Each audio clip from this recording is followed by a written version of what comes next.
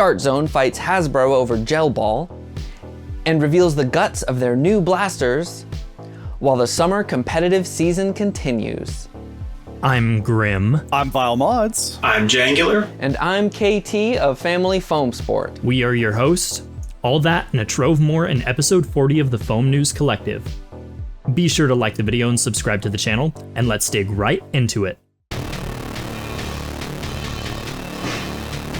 We've recently been inundated with a slew of new AdventureForce offerings hitting Walmart's shelves and online store, originally leaked by Corvaliath in episode 36. Starting with Buzzbee's Rebel, not actually a new blaster, but a recolor of the rifle from the Arsenal pack with a single magazine for about $10. Moving right into all of Dart Zone's offerings, which they outlined in their most recent Blaster Chat YouTube video. The $9 Desperado is a new double-acting revolver that both primes and fires the blaster with a single pull of the large trigger, similar to Buzzbee's Triggerfire or Nerf's Nailbiter. Next, we got a better look at the Lancer, which is a 10-shot Gatling blaster priced at $15. Although it resembles the battery-powered Scorpion and V-Twin, it is a front-loaded Springer with Slamfire. Interestingly, both listings have rendered pics bearing the internals, showcasing linkage layouts, plunger tube placements, as well as trigger designs. Whether this is for modders to start cooking up designs or just to have another image for the listing, I for one appreciate taking a look under the hood and see how these blasters function before even getting them in hand. And finally, their new Pro blaster, the Maxim, was on full display with a lot to offer for $40. Included are 12 Ember half darts and curved mag, front and rear tack sights, a removable buffer tube stock with an N-Strike compatible lug underneath, and iPro. This half dart only Talon compatible semi-auto blaster runs on 8 AA batteries, but just like the MK3 has a hidden connector under the battery tray for easy LiPo use, this time in XT30. Dart Zone also opted for a grip rev similar to the Venom Pro. Noting in their video that this blaster was built to be modded, they also pinned a comment stating they had designed a space in the shell to convert to full auto using a standard worker full auto kit. Eyes up, Guardian. If you thought the Nerf Limited Gallarhorn was Hasbro and Bungie's final shape, you'll be surprised to hear of a new exotic drop coming into this franchise. Destiny veterans will be pleased to know that the next blaster is none other than the iconic Ace of Spades, the Crucible Menace and choice weapon of former Hunter Vanguard Cade 6. Our only information about this blaster comes from a data mine leak of info about Destiny's 10th anniversary celebration coming up in September. But from one image, we can see it will likely be a flywheeler, likely with a rotating cylinder. However, for this info, only Bungie's pale heart truly holds the key. According to reporting by Buff Daddy on Blaster Hub, the Gel Ball Blaster patent fight continues between Hasbro and Dart Zone's parent company, Primetime Toys. Back in March, this multifaceted legal battle had resulted in settlements with all parties aside from Primetime, who initiated an inter partes review, essentially an opportunity to argue against the validity of the original Spin Master patents at the center of Hasbro's argument. While this claim was denied by the appeal board, they were then able to get this decision reviewed by the director of the US Patent Office, who agreed with Primetime's arguments pretty much in full. As a result, this kicks it back to the appeal board for another hearing. We can expect this story to keep cycling around, but for the time being, it seems that Hasbro's potential stranglehold on the gel ball market may not hold water. Be sure to check out Blaster Hub's full ongoing coverage on this story for more details, as well as procedural and technical information, link in description. Buzzbee's newest crossbow under the AdventureForce brand has an unexpected twist. The Easy Crossbow's new colorway appears to be Buzzbee's first blaster to have a design printed onto the blaster, similar to X-Shot Skins line. This one will set you back $1788 United States dollars. In the ever-growing X-Shot micro ecosystem, Domochevsky has released his 9th reshell. This new edition features a top sled prime and comes in a single shot or 3-dart inline clip variant. You also get a different T-slide option and dart storage attachments that make use of the underbarrel Picatinny rail. If you happen to be heading to Ragfest, Domo has stated in his release post that a special reshell version will be sent to the usual suspects for purchase there. Files can be found on Domochevsky's Etsy page for a little over $6. Links in the description. Furthering the scope and distance of their 3D printed offerings, AK Blaster Mods is offering 2 new bolt-action blasters, Diamond Dog's Zhaokai and the Gongsi-t05. The bolt-action Zhaokai features an adjustable and foldable stock, is Talon compatible, and is performing around 125 feet per second for 105 United States dollars. The T5 has an adjustable cheek riser, a bolt-action prime, and a rather curious half-dart mag that uses magnets to seat it into place. Though performance metrics and general mag compatibility were missing on this one's listing, you can acquire it for $96.92 United States dollars. Per usual with AK Blaster Mods, these kits include all of the hardware and prints needed to assemble the blasters, and upon request, can come in custom colors. For more information, visit the links in the description. Jumping into the world of Nerf's new N1 dart, Foamblasted has released the N SCRB-ZERO.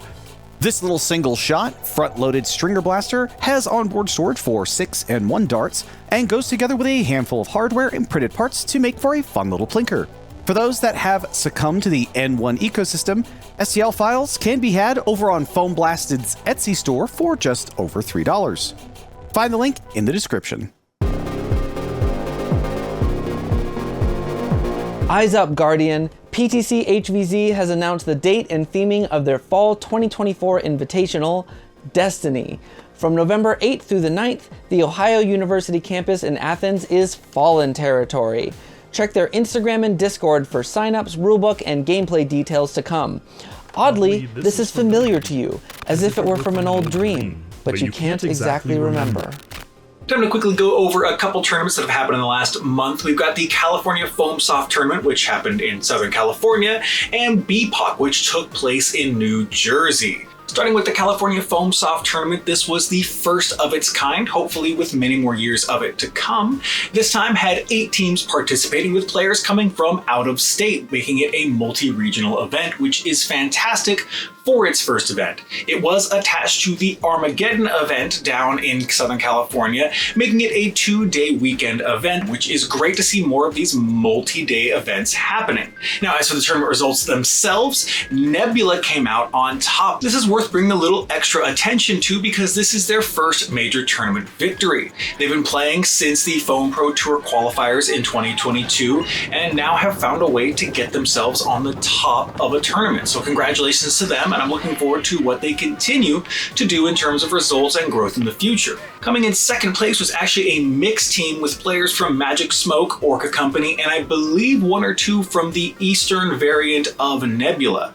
So a nice mixed team of players that have gotten used to playing with each other, so not a big surprise that they performed well given their team's histories performing well at previous tournaments. And rounding out the podium was Red Tide.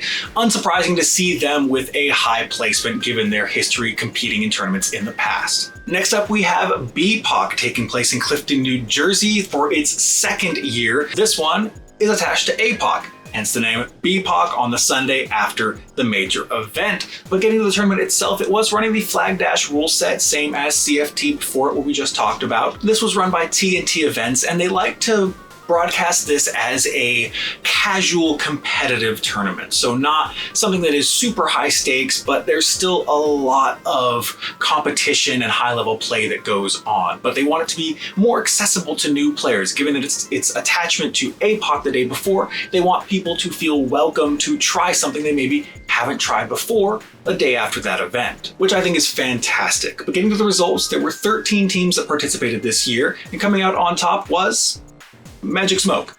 They played well, as they usually do, so congratulations to them for another tournament victory. But something that I think is very interesting is Uno Draw 5 coming in second, which I believe is their highest tournament placement to date, so congratulations to them as well for making it all the way to the finals. Rounding out the 3rd and 4th place spots, we have Nebula and Mystic Vapor. I'm not certain if a 3rd place match was played. I couldn't find it, but I could be wrong. Hopefully I will be corrected down in the comments if so. Congratulations to all the teams, and congratulations to the event organizers for running these events and doing a good job with them. Also, we should be seeing more footage coming out from California Foam Soft Tournament in the future, and there is a stream for the BPOC event that I would highly recommend going back and watching, as they did a fantastic job. That's all I got for you today. I will talk to you next time there's a tournament. In June of 2021, the hobby was all abuzz about the Shelby Destroyer, a recently announced disc blaster designed by an independent USA-based company. After raising over $100,000 on Indiegogo, the designers updated their community periodically for a couple years until mid-2023, after which, nothing. 3 years after the successful Indiegogo campaign, Beret is spearheading an effort to find out just what happened to HP Shelby Manufacturing and the Destroyer. Check out his recent video on the subject and hop into the related Discord if you think you have any info to share. General Strife found international listings for a new N-Series Duo pack. No pictures yet, but for 13 or 15 euros, it may be more reskins of the Agility or the Ward, like in the Triple Action pack. General Strife also found international listings for a Minecraft bow. While the price is similar to that of the N1 version of the Minecraft Crossbow, it seems to have a different product ID and might be a new blaster. For those of you fans of the new Venom Pro, Redcowl has something for you. This new file adds a Picatinny mount to the back of your Venom Pro, allowing for it to take pick-mounted stocks, with Cowl also noting they are designing one specifically for the Venom in the coming future. Continuing the torrent of N-Series news, AMS Pawn 06 has created a duo of parts to convert N-Series blasters to half-length, with the first being a half-dart pusher for the N-Series Pinpoint, the second being what should be a universal magwell adapter for N-Series blasters, making them accept Talon mags, though they note it has only been tested in the Pinpoint, but should still work in the Sprinter. Speaking of torrents, if you wanted it to take a different barrel, then Redcowl has you covered.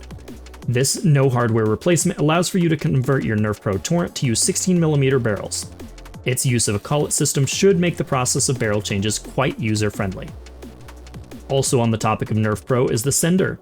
AMS Pawn has yet another design for you with their Micron front end for the Pro Sender, adding iron sights, a longer barrel, and a front foregrip. Though they do note you will need to remove a solvent welded part and do some minor shell cutting to install this kit. True blaster tuning nerds will appreciate Spitfire Products' new custom .495-inch ID barrel service. These barrels purport to offer better performance with inconsistently manufactured darts. Chimers 3D is now offering motor spanning boards designed specifically for the Protean but compatible with a variety of flywheelers. These boards simplify flywheel soldering and placement while offering pads for surface mount LEDs and compatibility with crushes from 39mm to 43.5mm. Jake from Foam Battalion has confirmed with Luke from Out of Darts that their original extended Talon style magazine, the Tachi mag, is discontinued in favor of their newer, more refined design, the Coda mag. While there may be a few stragglers hanging around the warehouse, they are essentially gone, and all links to the Tachi magazine page now redirect to the Coda. Longer is the name of the game here, with Bruce Ladle Cube Delete, where he has remixed haphazardly named designed the long barrel adapter for the Aeon Pro X. The original allowed for use of a longer 16mm barrel, with this remix allowing for even longer lengths, with the added nicety of Picatinny rail. Last episode, we briefly touched on Shadow Walker's developments in making printable N1 magazines with a teased blaster to utilize them.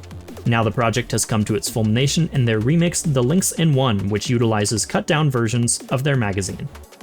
Speaking of Shadow Walker's developments, he's made a dart mold for darts cut down using Vile Mod's cutting jig.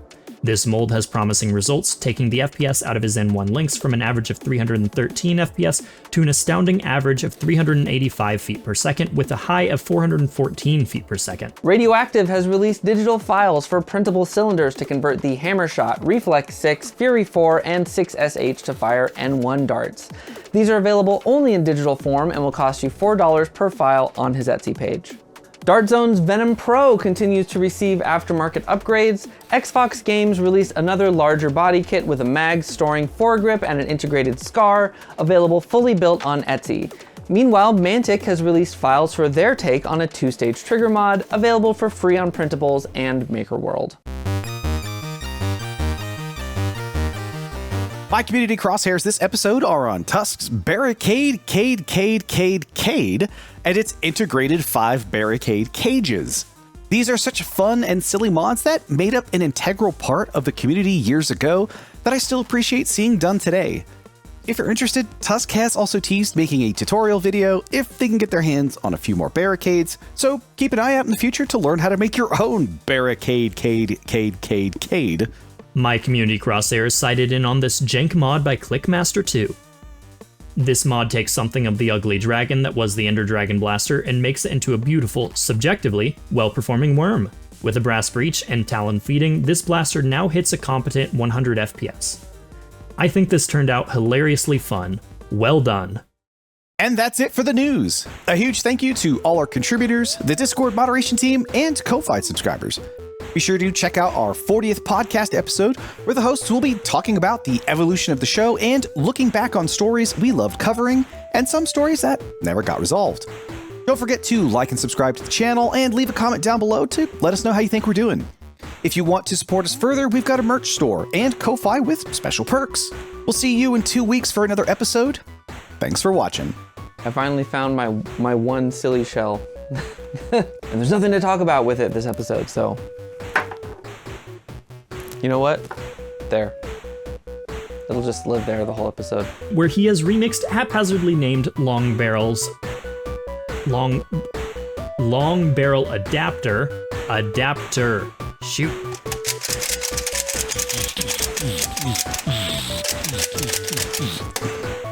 True blaster tuning nerd. That's a hard thing to say. True blaster tuning nerds. True blaster tuning nerds. True blaster tuning nerds. True blaster tuning nerds. True blaster tuning nerds. True blaster tuning nerds. Where he has remixed haphazardly named design. Why am I stuttering here? PTC HvZ has announced the date and theming of their fall 2020.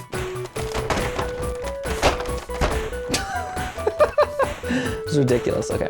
Check their Instagram, Discord, and the Force signups. Carrying this is heavy. The date and theming of their fall 2020. But you can't exactly remember. God, this thing is so heavy. You may be asking, what happened to this segment? But I don't even have time to explain why I don't have time to explain what happened to this reference.